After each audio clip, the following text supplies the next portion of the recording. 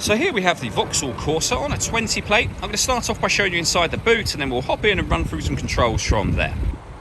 As we approach the back of the car, you can see we have plenty of boot space along with that 60/40 split folding rear seat, should you wish to increase this space even further.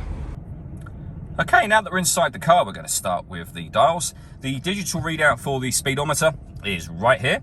We then have the rev counter below that, and below that, the total miles for this car, which is 6,900 exactly. We have the fuel gauge and coolant temperature gauges down in that bottom right-hand corner. We back out to the steering wheel. On the left-hand side, we have cruise control.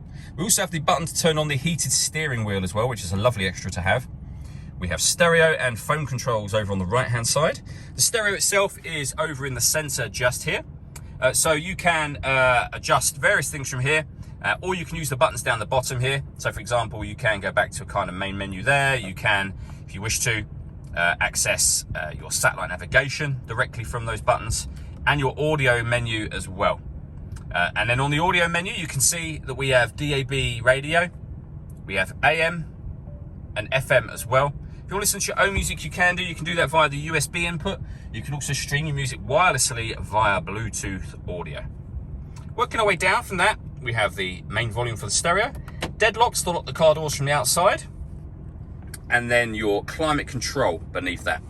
So you can adjust the temperature accordingly with these dials. You can adjust the fan speed from here.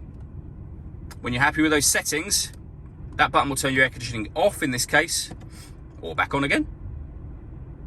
You can hit auto. If you do that, the car will take control of the fan speed, which you can hear it doing now, to maintain the temperature you've asked for. We've also got a heated driver's seat with 3 different heat settings, and the same for the passenger seat as well. Under that, we have a 12-volt charging socket and the USB input I mentioned a moment ago. In front of that, we can turn off the stop and start. This car is designed to cut out when it's stationary in traffic to save you fuel. This button turns that system off. We can turn off the traction control. We can turn off the interior alarm for the car, and we can turn off the parking sensors as well. The car also has a 6-speed manual gearbox and an electronic handbrake. All that leaves me to say is thank you for taking the time to watch this video. If you'd like to come and see the car in person and have a test drive, please feel free to call any of our MJA sites. We'd love to hear from you soon.